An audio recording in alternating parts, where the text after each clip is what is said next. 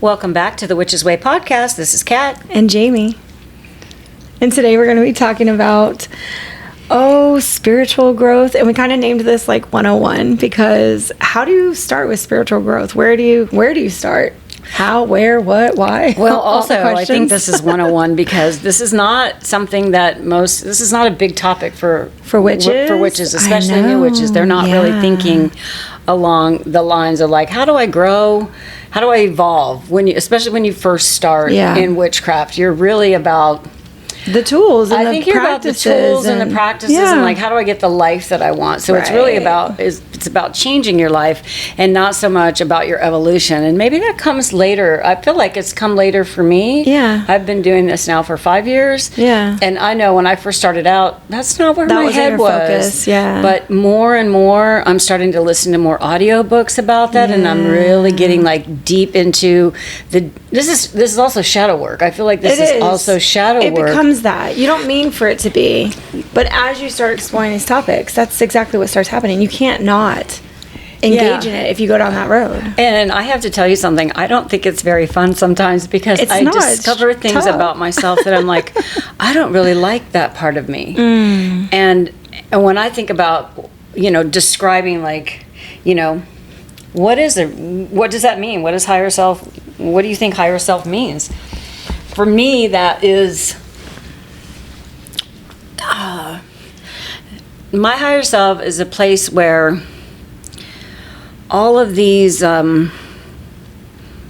things sometimes like pop into my head, or the ways that I react to people, the ways that I interact with people, the way that I think about things that are not, in my view, positive, helpful, more on that spiritual side where you're very loving and my higher self is my higher self is my most loving, kind, compassionate self. That's where that all lives. That's what that is to me, because that's something that I have, because of my history with my fucked up family, my fucked up life, all the shit that happened to me, blah blah blah blah blah, wah. That we all have. We all have stuff. That everybody has stuff, right? Yep. Some of those things you become, or I've become, I'll just speak to myself, I'm pretty selfish and wanting to control things. And I think that's one of the things we're going to talk about is this part of the how this can manifest if you're living in your ego self. I think I'm getting spiritual. Like way ahead. I know you are. She's excited for the topic, and I love it. I don't even know how I like got off on this tangent, but it's just sometimes these things just come out, and we just have to go with it. I'm telling you. But let's start with like, what is your? So this is about connecting with your higher self, and I think the best way to like start off is to say, what do we think our higher self is? And you already sort of answered the question, knowing what was going to be anticipated in our topics. So for me, my higher self is the part of me that kind of stayed behind to watch over my life, maybe to kind of guide me and say there is a plan, and I don't know if it is separate from me. This is something that I always think about, like, am I a mirror image to that? And it's my higher self is like egging me on, like a twin sister, on the other side. Or is it more you're putting, I imagine it like a fishbowl, your hand, okay, I know this is really weird, but roll with it for a second. Our physical bodies are a hand inside of a fish tank, and the fish tank is earth, and you can guide the hand and go different places and see stuff and like mess with things, but it is having a separate experience than what you're perceiving. So the feelings, so there's like this disconnect of your hand is in an aqua world, but your mind and the other side of you is sort of outside of that, kind of observing. And it tells the hand, don't go near the crab. Crabs will pinch you and hurt. But the hand is like, I want to get so close and maybe compare how big I am to this thing. So there's this wandering part of ourselves. And I just wonder if there's a bit more stayed, I don't want to say stuck, in the astral, and like we're just the hand part of it kind of coming out. Can I just say something here? Of course, anything. I'm going to say something that's probably going to surprise you, but sometimes when my daughter talks, I think to myself, how did I make this amazing human being? Oh, stop it. What? I didn't think you were going to say something like that. So, she's like so amazingly elevated, and Mom. Especially compared to her mother. You're like, how did you come out of me like that? Because it's just like, This is where we realize that we're two totally different souls, and that just me being your child doesn't make me, you know? Just like your mom being your mom doesn't make you you. So when we look at, I mean, this is a topic we've already talked about, but that generational trauma shit, that we do get stuff from our parents, from our past, from our experiences in life, but we are also something else that isn't bound by our current relationships and our current family members. We're not bound by that. Well, if any of you ever looked at your kid and been like, how did that beautiful human being with that beautiful soul, oh, Mom, how did I make that? And I just feel like, you know, we've talked about soul groups and things like that, you know, before we believe in that we're part of soul groups and we've been here before. Together, it's just such a, and blessing is not even a strong enough word for it, but it's just such a wonder to me that it is that really fucking cool that this is my daughter, that and when I hear her speak about these things, the fishbowl, I never would have imagined that. That's kind of a cool way to think of it. Yeah, it's so we're part of something bigger. The hand doesn't know it. We're in another world that the rest of us doesn't need to be in, you know, and it's a way to, if you can come up for yourselves, if you can come up with a way to think about you being a spirit that is way bigger than what is in your body, it really gives some perspective to like our purpose here and what we're doing and how to wisely use our time here. That's just what I think about.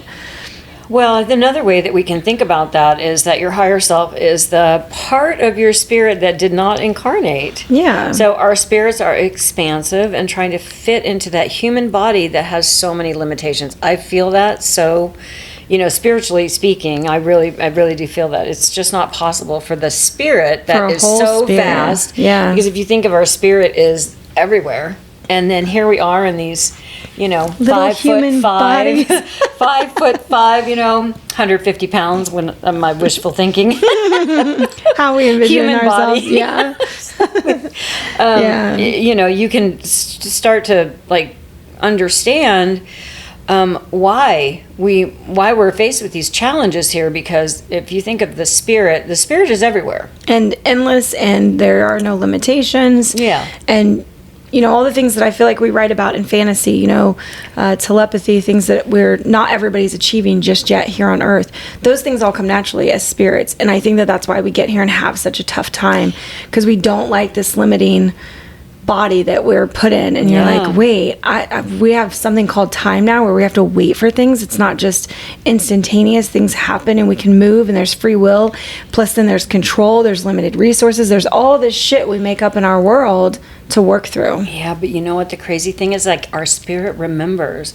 Our spirit remembers that we're part of this collective source. Yeah. And that we're all part of this energy. So there's almost like this inner battle, if you will. Yeah. Or conflict. The incongruent. Is it incongruent is the right word? Yeah. Where things just don't mesh. Right. You know, it's like there's that struggle and tension between us being spiritual and us being human.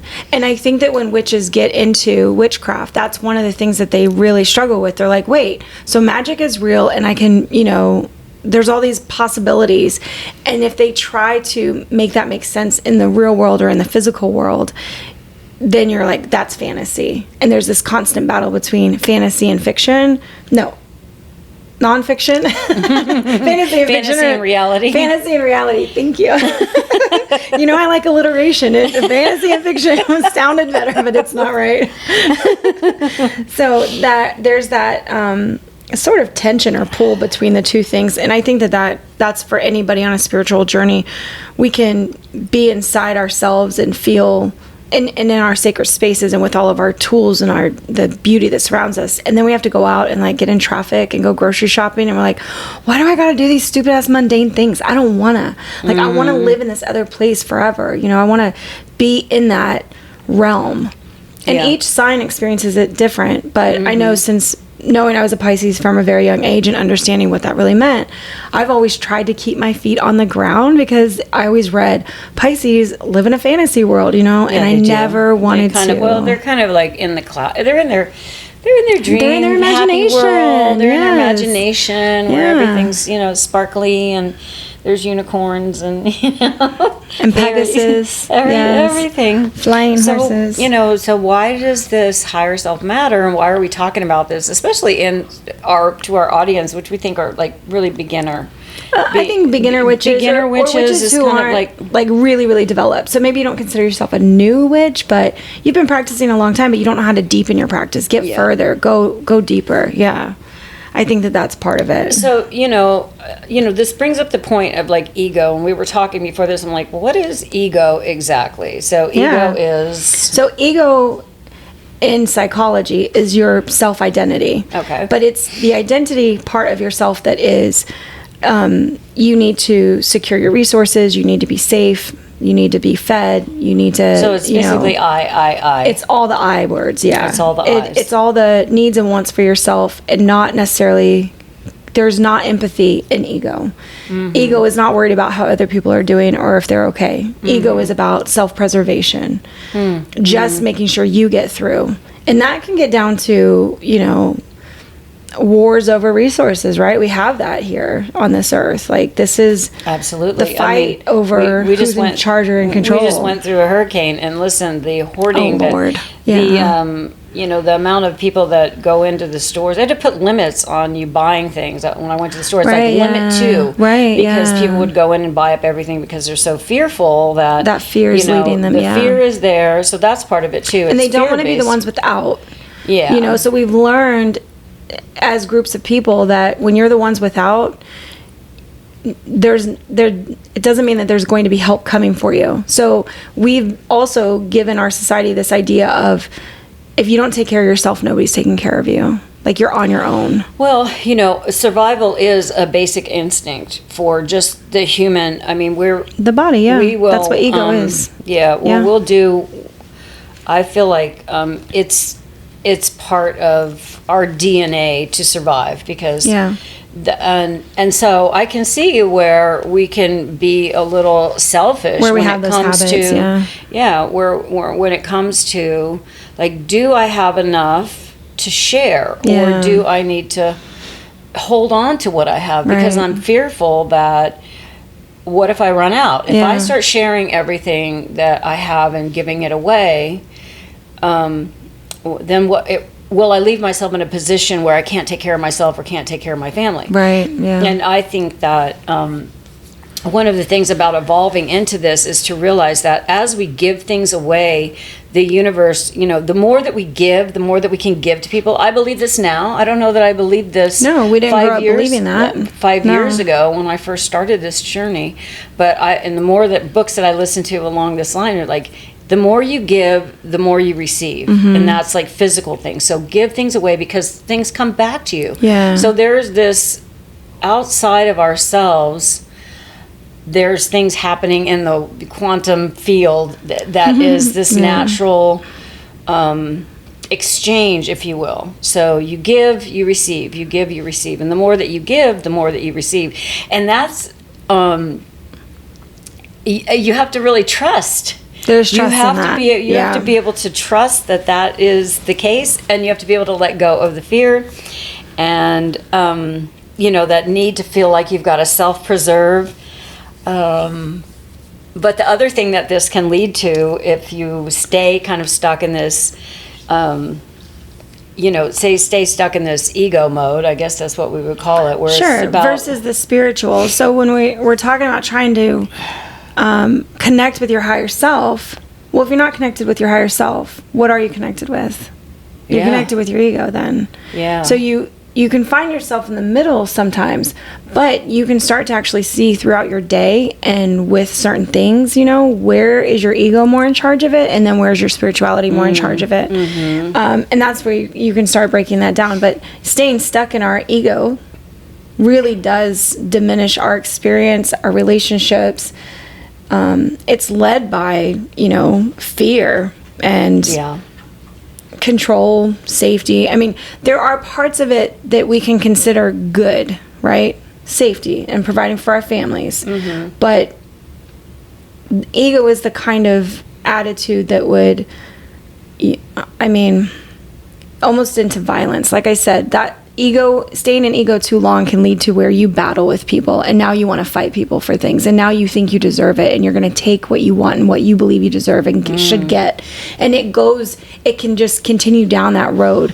This is where we get things like narcissists and, you know, people that are really abusing systems and taking advantage of and trying to control and really want to just fuck over the person next to them. They don't care. They're like, you know, these are the people that you would label as bad people because their peopling skills are not beneficial to a group. They're not wanting to follow the rules that keep society kind of from breaking down and you know what? And unfortunately, in our society today, the way things are with the environment that we're living in, you can witness this when you go out. You can see people like this, and when I look at them, I just think I don't want to be like that. I don't want to feed into that energy of selfishness. You know, it's like really me. Yeah, I have to talk to my son about this because this is one of the things that has really caused his, you know, he's had, I believe he's had depression. You know, it's undiagnosed, but since he was about 14, when he started to realize that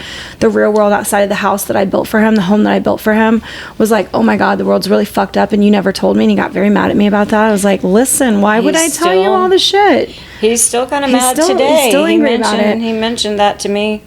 Too long ago. He doesn't. He's very upset that the world runs the way it does. Yeah, he's like, my mom lied to me. Yeah, she told me that the world was all rainbows and sparkles, and I didn't say that. I just. Well, it was the environment that you built for him. I built him an environment that always felt really safe, you know,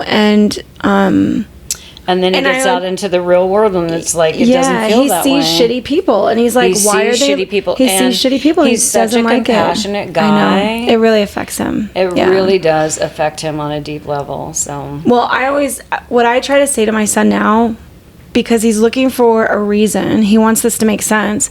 I say things when I see shitty people. I'm like, they're less evolved than us. That's why they do those things. That's the best answer I have for not saying like that's just a fucked up person. Yeah. Because that's not helpful. I'm like, they're less evolved. They just haven't got there yet. And you know, this is all through influences, people you're around, you know, your environment. We're born to be very spiritual, and then we go into schools, we have bad experiences, we have bad friends, we have, you know, things that happen to us that then start to affirm what we're being told.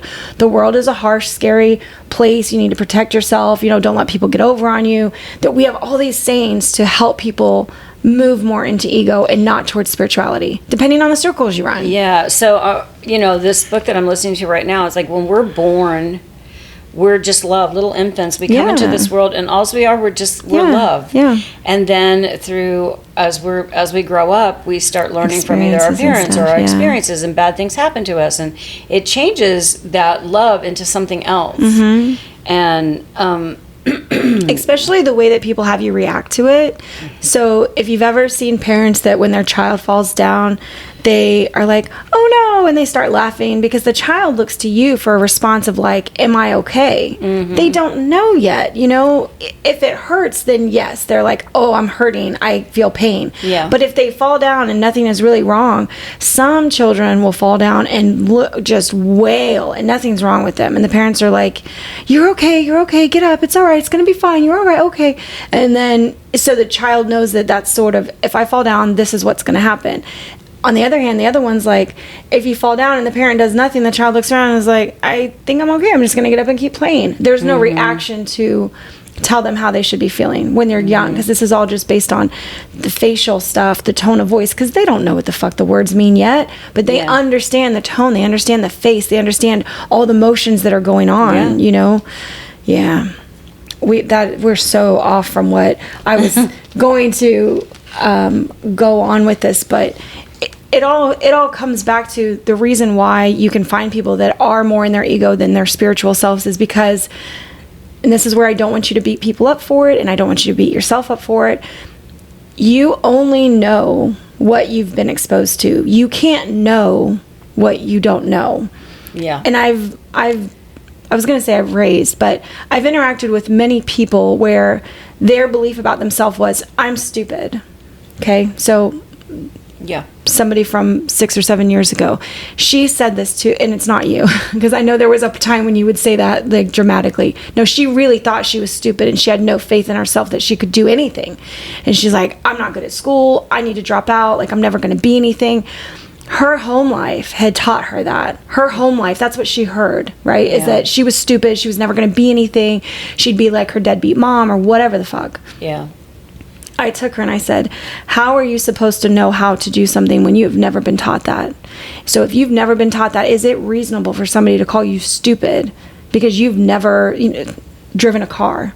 You're not born with knowledge of driving a car. You're not born with the knowledge of solving a mathematical equation. You're not born with that shit. And so there's this switch that happens where if people think that they don't know something, that they're dumb or stupid. I'm like, well, did you get taught that and then you just never picked it up? Because then maybe there's a learning disability, but you're still not stupid. There's a reason for it, Yeah. Changing somebody's mind about themselves in that place of ego where it's like, I need just to survive because I'm too dumb, too stupid, never going to be anything. Yeah. They couldn't think about the spiritual stuff like that. How the fuck is that going to make them money, provide them security, learn any skill in life? So they never, ever switch to that. It takes people like us to really say, hey, you're not dumb, you're not stupid, you're not fucked up, you're not your mother, you're not your father, you're not your past mistakes. Even you can change yourself every single day to be the new thing if you come away from your ego. Because the ego is what keeps us stuck. It rules our brains, it rules our thoughts, it rules all the little messages we're sending ourselves, And then it makes us really mean to other people. It makes us fucked up to the outside world. It sounds like the spirit-human battle that we have going. Yes, definitely. So, your human body-mind ego is battling your spiritual self. Spiritual versus the ego, the tension between spirituality and ego. Yeah, that comes tension. From their opposing goals. Yeah, right. So what's the goal of the ego?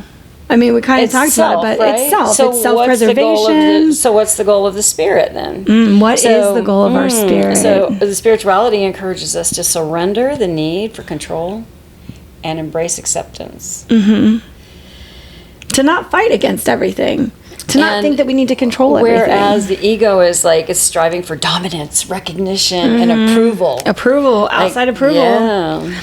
And we can see the battle or the conflict occurring when the ego is more present than our spiritual self when we experience things like stress and anxiety and dissatisfaction.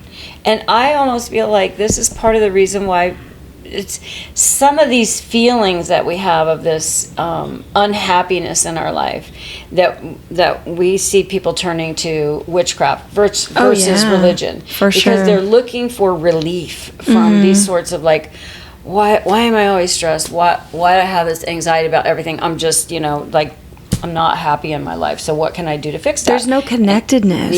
Yeah.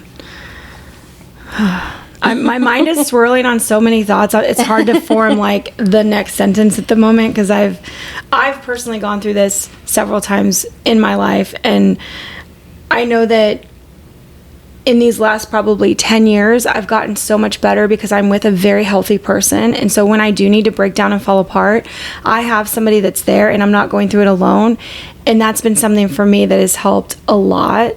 But there's not everybody's way of getting to that better place is different. Sometimes it's being on your own. Like, I feel like you're a lot better now that you're on your own. I feel like my sister is better when she's on her own. She takes care of herself better. When you're thinking about, you've been with Tony for 10 years. Yeah. And that's been really helpful to your growth. Yes. I feel like that now that I've moved to Florida and I have you right down the street and we've reestablished this relationship, that's helped me in my growth. Yeah. Because for one thing, I see this example that I want to emulate. That's one thing that says, like, I really like who you are and how you see the world, and just, how you're able to like break it down and make it not about you, but it's such anyway, it's inspiring to me, and I'm like, I want to be more like that. I want to be like her. I like her. I want to be more like me too. I wish I was that elevated part of me all the time. Where you see yourself? Yeah, like where I know and I feel really good about it. And then there's other times like, when I've got the anxiety and the stress, that's when I have to turn to my tools like mantras to bring my vibration back up, because even as great as I think I am and how hard I've worked, because I love myself. I love who I am. I fucking love myself. I think I'm fucking funny. I think I'm cute, adorable. I like the way I dress like a weird little grandma witch. Like all the things that I love about myself. And could you say that 20 years ago? Fuck no. I was looking for outside approval. I had so much. Because I remember you as a teenager, and I mean, and as you went off into the Navy when you were, what, 18, 17? 18. Were you 18? Yeah, 18 just years 18, old. yeah. But I remember you as a teen and trying to, you know, like, I know that that's not where you were. And no. that's probably not a place many teenagers are. But We 20 years ago, that, you know, you wouldn't have been able to say that. Yeah, even in the military, I wasn't. I was getting better at becoming myself. Yeah. But I was still. I needed approval, or I needed people to like me. Probably, you know, if you had friends, that meant you were good. Yeah. Not a good person. You were just like, now you're good because you got friends. Yeah. What the fuck? I didn't even like half of them. They all cheated on their boyfriends and stuff. Like they were not people that I would want to be like. But having friends made me feel like I was part of a circle. Yeah. Well, I want to go back a couple of minutes ago because something that you said made me really think about our audience and where they might be. So you said even though you feel like you're really elevated, there are times when you still feel challenged. For sure, absolutely. Well, you feel challenged with that, and you have to like recenter yourself and go and use the tools. Use the tools that you have, of witchcraft, that you know that you've learned over the years that help you like come back to that place where you're feeling more at peace and spiritual, I guess. I don't know what you would call it when you know you get out of sorts. You start purposeful. I think I bring it back. Yeah, because I think I bring it back to purpose. Because when we get in our ego, I think we're just thinking about how to get to the next day, the next minute, the next meal, whatever that is. When you think about your purpose here, it's bigger than all of that. Like I literally have to almost like take a step out of my body and look at my situation from my higher self and say, how serious is this? You're stuck in traffic right now. Why are you pissed off? You know, everything's annoying you. I like even coming over here today after, you know, it's very stressful still after the hurricane, and there's little things that annoy me that I don't know why I let them get to me. It's like, just don't let it bother you. Right. And so the whole way down here, I was saying, let it go, Jamie. Let it go. Let it go. That's not a big fucking deal. It doesn't matter. Like in 2 weeks, you're not even going to think about this thing. Let it fucking go. So don't stress yourself out about it today if in 2 weeks it's not going to be a big deal. There are other times when it's a big deal. If my husband or my child were to pass away, if a family member were to pass away, that's a big deal. And every day you would need something with that, because that is stress when you lose somebody, right? Yeah. But being stuck in traffic, having annoying commercials on every fucking channel, and I can't listen to any music and vibe out while I'm driving, like all the radio voices that just annoy the shit out of me. I hate commercials. The stupid car start thing that I can't turn off, where every time I stop at a stoplight, it turns off, and then I gotta release the brake, let it go again. The car start. It's the automatic stop start thing. What is? Don't even get me started. Why did they make that? Why did they do that? I don't understand that at all. I don't know. That's the dumbest thing ever. I don't have a car that does that. So what we're talking about is newer cars or some. That car's like 6 years old, I think. I don't know. My car's like it's 2016, it's whatever a that Ford is. There's something in some of the new cars where when you pull up to a stop sign. Or when you stop, the car shuts off. The car shuts off, and then. And some cars have a button or a setting where you're like, you just take that off forever. This car doesn't have that. There's a button that you would have to push every single time you get in the car to turn that shit off. Oh my gosh! But I'm always like, it's not that bad. It'll be fine, and I try to work with it. And then by the 5th stoplight coming down here, I'm like.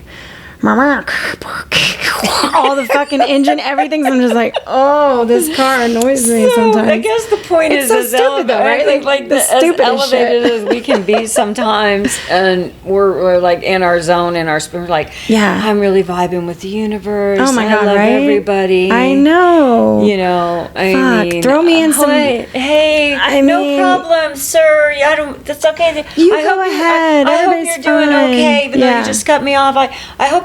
I had that experience. Hey. I was like, Elevation.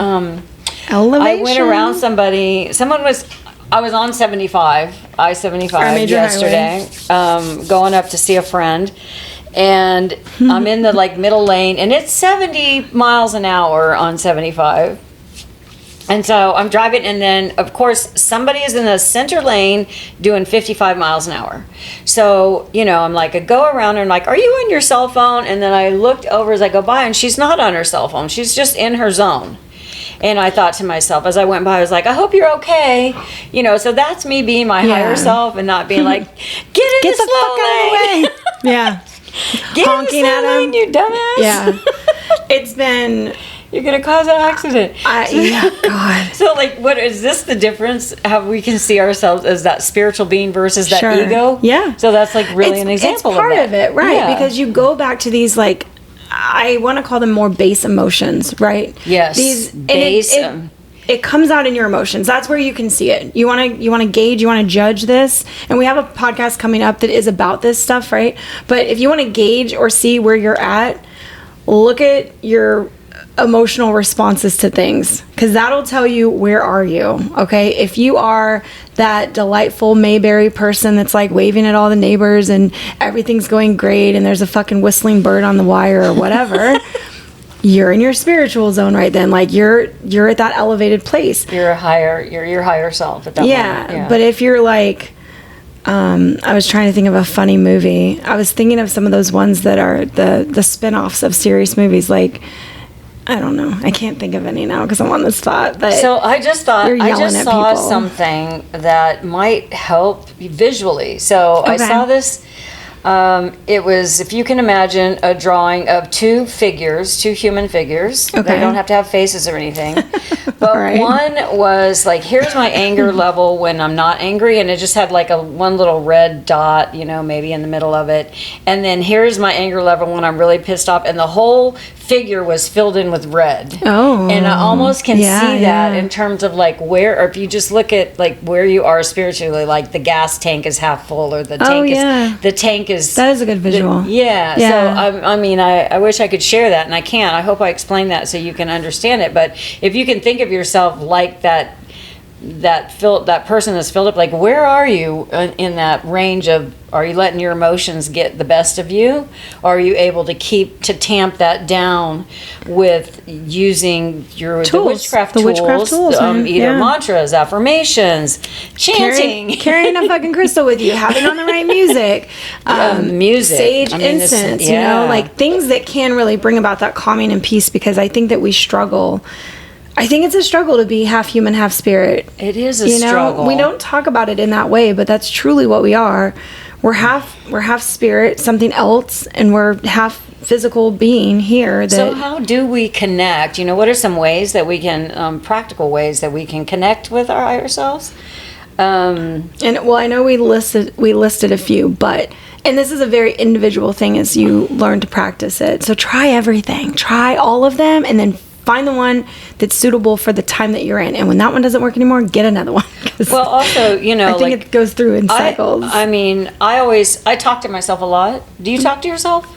All the fucking time. There's 8 of me. Are you kidding me? All 8 of my personalities communicate. I wonder if I'm the only one that talks to myself. No. Or is this just a thing that women, do you think men do this? I don't even know. My husband does, but he's a Libra, he's an air sign, and he is so much like me. Yeah. And I can see it on his face. Okay. Yeah. I can read him like a literal book.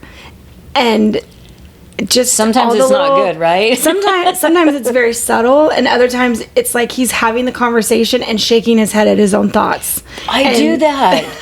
I actually do that. In fact, I was walking just last night. I took Tank for a walk, and I started talking to myself, and he turned around and looked at me like. Were you talking in your head or out loud? No, I was talking out loud because I was walking. I can't remember what I was talking about, but I was talking to myself, and he turned around and looked at me like. Is this something I need to be paid? What, Mom? But I think we can have, I think we can have conversations. One of the things that we can do is we can have these conversations with our higher selves. Yeah, I do. I definitely do. The other way that I think about my higher self, but experiencing it as my human self as well, is that sort of out of the body thing. Yeah. Where I imagine my higher self is like a mirrored version of me. And I get to switch between bodies. The body entity. I don't know how to say that. So I have my human self that's doing the interaction. For example, say I'm just at a cash register, and is he okay? Tanky looks like he is. He might have ate a bee. He ate a bee, and he may have a bee sting in his mouth, and he is... That could be. Anyway, looking like he's having a hard time. Yeah. Okay. He's okay. He's still breathing, so he's... Yeah, he's okay. Good. So the way that I use this in reflection practices, right? So this is like how to connect to it. I see myself doing the interaction at a cash register. For whatever reason, that's just the image that comes up for me. Because sometimes if you're waiting in line a long time, you could start to get irritated. So that patience kind of wears off, and you're just like, fuck, can we get this done already? Like, what is happening, people? Move it along. And I'm like that. I feel that. I want to get out of the peopling as fast as I can. So when things hold me up, that's when I start to get uncomfortable, and my tank of spirituality starts getting drained, or you know, like you were saying, that image. Yeah. So what I do in those times is I sort of imagine that spiritual self on the outside of my body watching the situation and saying, you can do better here. It's okay. Everything's going to be all right. Like, this is just an interaction. And where do you truly need to be in the next 5 minutes where this is going to make or break you right now? You know? Because if it was that important, you'd set your shit down and you'd leave the store. Right. Which I have done before. Yeah. Where I'm like, I don't have time to wait. I have something else I have to get to. Yes. So I look at it from that, like, I have to step back sometimes, many steps, to stay in that higher space rather than in that human thing of like, can you go already? Like, fuck, lady, why are you being so difficult? Are you slow? Let's not have a whole 10-minute conversation while we got this line here. I could write sitcoms about this shit because it's in my head all the time. It's something that we have to deal with other humans, because even though we're trying to be evolved, maybe they're not. It's or they're just in there like, I mean, they're in their spiritual self. They're sitting there having a 10-minute conversation, exchanging Betty Crocker recipes with each other, and I have to look at that and say, that is so fucking cool. How sweet. Look at that connection they made just there. And if you can, the other thing that I do is, if you can see people having an interaction and it shouldn't bother you, like your time is so precious that their connection means nothing, I imagine a color for them. Oh my gosh, that's such a great way to think about that. Is like, your time is so important. Yeah. That what they're doing, what they're like they're not that important. That's the spiritual side of yourself. That's like, I have compassion and empathy and understanding for what's happening here. There's two human beings they're having an interaction. And you know what? It's not directed at me. It's not like they're purposely doing this and holding me up in the line. It's not malicious. It's not that's ego speaking of, you're wasting my time. See that? You are wasting my time. And really, they're not doing shit to you. They're two humans that are having a conversation. So the ego perceives it as, you are now using up a resource of mine, my time, which I value, and you're not valuing it, so fuck you, get out of the way. Like, how the ego conversation goes. You know, it's like, so, I mean, it's just so eye-opening to me to have these little things that I can think back. This is really helpful for me, because to have these things that I can think back on when I get in those, because I've literally been there. I know. Waiting in line at TJ Home Goods because buying witchcraft candles. Buying her spiritual tools, and she's irritated she can't get through the line. I make sure I find the candles that have the crystals in them, right, for peace and all that stuff, right? And then standing in line and then watching like a whole and then the lines are already really crazy. You already wait in line a long time at TJ Home Goods. They're usually really busy. Yeah. And then it's like, next up, teller number 5 or whatever, aisle 5, whatever the heck they call it. They make an announcement. Cashier number 5. Cashier number 5. There you go. Thank you. I like teller number 5. At a bank. But then you see people like, they're sharing stuff, and I'm like, what are you going? Listen, you guys heard the weird noise. She literally had her hands all over her face, manipulating it and contorting it like it was physically painful to go through that. You know what? And I'm going to really think the next time that happens to me, where I get impatient, because that's usually what's going on. It's impatience, they're having a conversation, and maybe the cashier's still ringing them up, but they're having a conversation. So as the conversation's taking place, the actual work that's being done, if they're ringing up, maybe it slows down a little bit, or it feels that way to me. Right. And then, so I'm really going to think about that interaction between those two, because I want to be nice to people and I want to be friendly. So if I get up there and then I strike up a conversation with the same cashier or a different cashier, I don't want the people back. I don't want that energy coming from behind me like, shut the fuck up and get your shopping done so that I can. Do you want to feel rushed, right? Do you want to feel like your time is still insignificant to everybody else? No, I don't. It's providing that grace for everybody. I don't want to feel that way, and I don't. It's just like I don't want to put that energy out there, and I don't want that energy directed at me. Yeah. So what do? I like make myself aware. So that's what this, and becoming our higher selves, I feel like, is where we have to start becoming aware of these things that we do. Self-awareness, yeah. Yes, self-awareness is such a huge part of this, and starting to recognize. And I know over the 5 years that I've been here and I've been practicing, the self-awareness has become a huge eye-opening thing, like revelation. It's been like a total revelation, because I don't know that I was very self-aware, or I was just I don't know, I was kind of like in my own world. Yeah. And then all of a sudden you look around and you're like, oh God, there's other people in the world besides me.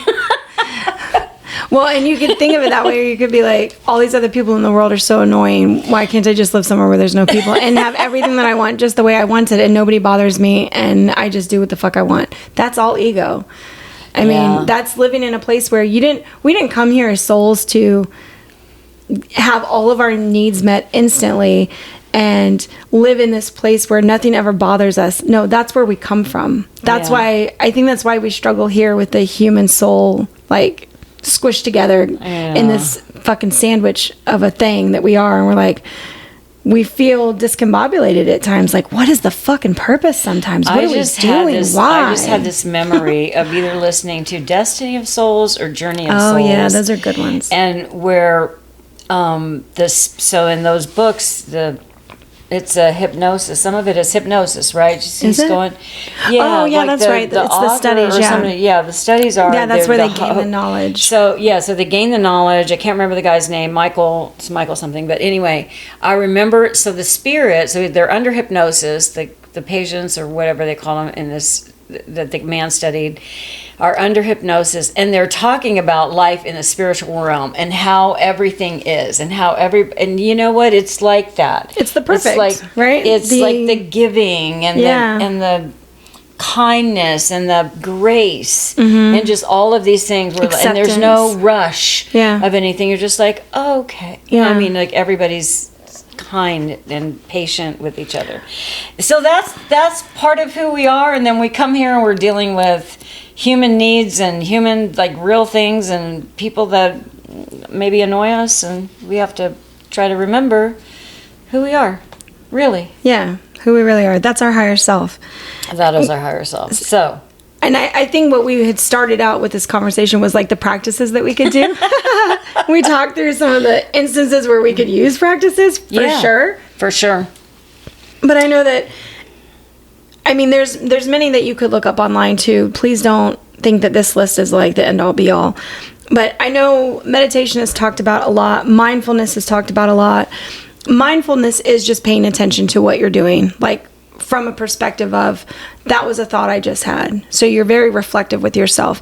And meditation is where you're trying to sit and allow the thoughts that come through, observe them, but don't absorb them. So you're not really trying to solve the problem when you think of it. You're just like, oh, okay, I see that I have that in my brain right now. These all change over time as we go through experiences, what we worry about, what our fears are, what problems we're still trying to solve. That keeps us stuck in a place that doesn't allow us to evolve and connect with our higher selves as much. That's why we set aside time. It's hard to be in that space of mindfulness and meditation all the time. You have to set aside the time, small rituals to do that. Start small. I'm going to always hit on that. If you're just starting practices, start small. Don't be too heavy on yourself. Like, you got to do it 30 minutes, an hour. What's the recommended time for meditation? Whatever the fuck you want it to be. That's what it is. Okay. Like, don't go by anybody else's especially when you're starting out, because I think it's hard to sit. I find it hard to sit with myself for long periods of time. Yeah. I'll get an interruption or a thought will come in or whatever. So I started doing that and was like, okay, let me just give it 5 minutes to start. Right. So if that's where you are, if you're just starting out, even if it's 1 minute, if you can just quiet like for 1 minute. Yeah. I remember getting the first Apple Watches all those years ago, and how it would say that. Like, I'd be at work and it would say, time for mindfulness or something. I get those. Oh, I don't know what that setting was on mine. I get those alerts. Yeah. Where it's like 1 minute and it's just you're supposed to just stop. I think that's the universe talking to me because I didn't set that up on my phone. I haven't seen that in forever. Really? Yeah. I'm getting it all the time. Like, oh, okay. You need to sit with yourself more. I think I feel like that's a message for me today. I love that for you. And I will not ignore those little things. It says time for a mindful minute. I think it's something like that comes up on my watch. Yeah. And I didn't set it. No, universe set it for you. Yeah, your higher self came in and pushed the buttons on it. Some other things that we can do, mindfulness, meditation, breath work. Yeah. So do you know what does that look like? Okay. So with breath work, sometimes meditation is uncomfortable for people because your body starts getting very, like, your arm wants to fidget, then you get itches, then your scalp, then your hair's being pulled by your ponytail holder. Like, there's all these things that start to annoy you. Yeah. That is your body saying, what the fuck are you doing? This is not okay. Live in anxiety. Live in movement. Live. Go, go, go. Yeah, we're conditioned for that, aren't we? So we are, very much so. I am especially, that's why I have impatience, is because it was get to the next thing, go to the next spot, be on time, get there, right? Right.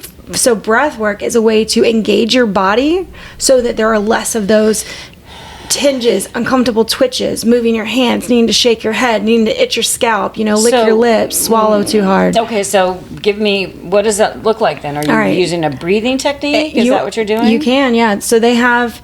I don't like listening to people talk and tell me to breathe.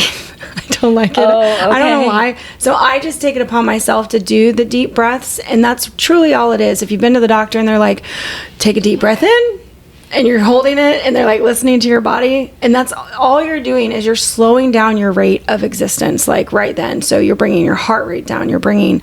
As you're taking these deep breaths in and out. Yeah, I feel that's a way to just bring yourself down from a really high level of anxiety or even anger. Yep. They use that in anger management too. I think is to like breathe. It's to oh my God, I just lost the word. It brings you back to a baseline of emotion so that you're not high or low, but you're also getting more oxygen into your system, which helps you feel alive. It makes all your system parts work better, right? So your brain getting more oxygen, like everything, it sparks that. There's and I just had this whole vision of like Lamaze, right? So the breathing through, if you think about women breathing through labor and how they're able to control pain, the cycle of it, to breathe through that pain to make it not so painful, right? So that I think is a really good example, and all of us as women, if we've definitely had children, or seen any movies that show Lamaze and all of that, right? I mean, just that breath work. You're breathing through the situation, right? So breath is breath goes into a whole nother story, like with how they believe life, like what the first breath that we take, like we're in water first, okay, to breathing somehow, right? Like that's fucking crazy. And then we come out of the womb and then we breathe air, and that first breath is like, they say when the soul and the body are truly like formed into one, it's no longer an extension. The silver cord to the baby is not there. Like the consciousness is now like you're pushed together with that first breath. And whether or not that's true, it's just a story that I've heard, to think about how the soul gets into the body, like when they connect. But the breathing part of us is how we know that we're alive, how we know this body is animated from a soul and like a science existence. So breathing into all of that, it keeps everything busy, but it also regulates. That's what I was going to say. It's a regulator for your systems to bring things back. So yeah. I know I don't have any homeostasis, right? Because that's where everything is on the your baseline, where you're even, and you're think like, about okay, like a teeter-totter. I think about when I visualize a teeter-totter where you're like either out of balance, when or the teeter-totter is like when you're cross. I could see myself as a little kid, where you're like balancing, doing that balancing thing, both of you. Which brings us to the next thing we can do is visualization. The visualizations, man. I'm very good at visualizing. Have been. I think that's part of my Pisces imagination thing, but my visual stuff is all the time. And then walking through nature, forest walking, nature walking, beach, whatever your place is for that. I feel like when we get into nature away from other people, we start to really find peace and balance within ourselves, because what the fuck is going to stress you out there? Like, what are you going to be worried about? That the tree is going to take your grocery money? Like, I don't know what to think of that could be scary. Yeah, I don't know. I just had, when I was driving up 75 yesterday, I smelled fresh grass being cut. Oh. And the smell of, when I drove past something and they were like mowing a big field, and this happened like a couple of times on my way up there, and I smelled that grass and I was like, oh my God, it smells so good. When you took your deep breath, I had to take a deep breath too. I don't know why. It's like a yawn or something. It's like, I feel the relaxation of the smell of nature. Yeah, oh my goodness. It was just such a wonderful smell. So another one is moon rituals, which we just had this wonderful supermoon. Yeah. And I had to go down to the beach because when I see that big, beautiful moon, I'm just like, I just go. It's mesmerizing, isn't it? Yeah. I just love it so much. I had to go down to the beach because I wanted to see it sink into the ocean. I didn't get to see that, but clouds. I just love because it was really high up and I couldn't wait that long. I had to get back. I had to get home and get to work. Impatience. Well, it was a work day. I couldn't wait around until like 8:30 when it finally set into the ocean because it was very high up and I don't know how long it was going to take. But I do love the moon. Anything to do with the moon, being out in the moon, whatever. So moon rituals. Yeah. Any kind of ritual that you can set up to. So all the practices that we just listed, you set up a little ritual to like when you're going to do that. All right. Maybe you only do it once a week. I'm going to do that every Tuesday night or every Tuesday morning or, whenever you have the most time to yourself because you don't want to be interrupted because that's not peaceful. That's not helpful, Yeah. When we talk about doing even spell work, it's like take off your watches, set your phone on silent, like really have that time for yourself. Put the dog away. Yeah, anything that's going to interrupt you, tell people like, hey, I need 10 minutes. Don't come in here. Yeah. I always tell my husband like, hey, I'm going out to do my work. He knows what that means, my spell casting, whatever I'm doing. Mm-hmm. And he doesn't come look for me. He doesn't ask. Everything will wait, The only one who interrupts me is my kid. So that's it. He's just like, I know you're out here. Are you done yet? It's like, I'm not. Thank you. What do you need? But starting these little rituals for yourself to have some practices and try them all, creating a space that allows you to do that is really important. Living in chaos is detrimental to our spiritual selves. That sucks. That's why I say getting in nature because it's made perfect already. You don't have to do anything. There you go. The scene is set. I guess probably the last thing is knowing that when we sit with ourselves, our intuition gets a lot better. You're learning to listen to yourself. You're learning to tap into something that is not innate as we get older because we lose that through programming and experiences as we're being raised, So you can start to really receive messages from yourself or little hints of like, ooh, I should look that up. And then that leads you to something. And it's always these stepping stones. Yeah, I love that. That's what I get from a lot of my setting alone times. I'm like, ooh, it leads me to something new. Yeah. And I like it. More information for me. Mm-hmm. Go ahead. We're both sitting here ready to go. So I think in that space, when you're like in that space and you get little messages or whatever that kind of leads you, one thing leads to another thing, that whatever that is that comes up for you during that time when you're like in your zone, when you're in nature, you're under the moon and doing whatever you're doing, whatever those thoughts are, I guess there's a part of that you need to trust in that, definitely. Whatever messages come to you. Yeah, trust what you're receiving. Yeah, whatever you receive, trust that that's coming from your higher self. Yeah. I feel like that's coming from your higher self or even spirit. That's what your intuition is, right? Your higher self is trying to speak to you, that feeling that we get, that gut feeling to lead us somewhere to do something. That is your higher self. We believe that's your higher self talking to you, trying to lead you to something that's going to make it better, that's going to help your life purpose, that's going to help your existence. And I think when it, if it feels uncertain or goes against what other people expect of you, lean into it more.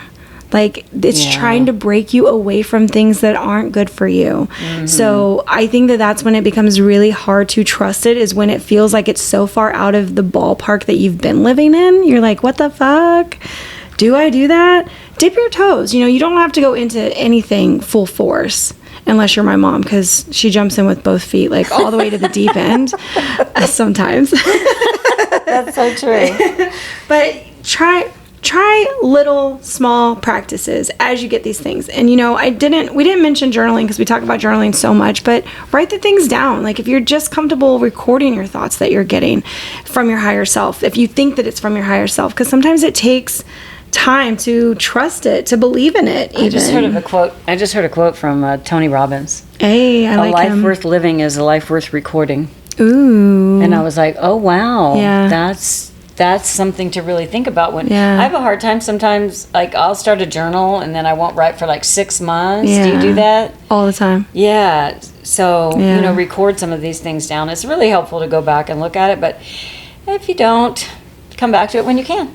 I guess it's the way pick it back up when you can. Yeah, not too much That's pressure where on yourself. it's like, don't be hard on yourself. Yeah. Give yourself grace. Give yourself grace like you would give other people grace. Yeah. I know. So I just told my sister, and this isn't too much information, I don't think. We're always careful not to give away our family members' information too much, but I just told her that she is such a caretaker for everybody else. I told her that it's time that she starts giving all of that caretaking and attention to herself, because she's spiritually starved, because she's been giving it out to everybody, because that's just what she loves to do. Yeah. But now is the time for her to give that to herself, like treat herself like she's treated all these other people with all of this help and she really has time. Done that, hasn't she? She's such a giver. She's such a family person, and she has such loyalty that those things it's stopped her from taking as good of care of herself as she has others. Well, she has expectations about that. Like she feels, because she said it to me, well, it's family. You're supposed to do this. Yeah. So she's put these expectations onto herself, and it has drained her. Loyalty, I feel like it's been unfair to her, because she's over. It's too much giving. It's too much of.